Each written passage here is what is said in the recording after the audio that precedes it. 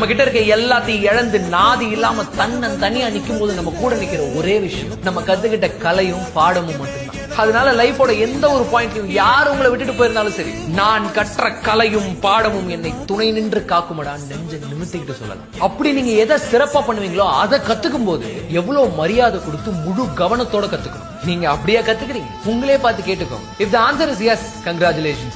You're going to make it big. But if it's no, இப்பயாவது முழிச்சுக்கோங்க. Wake up.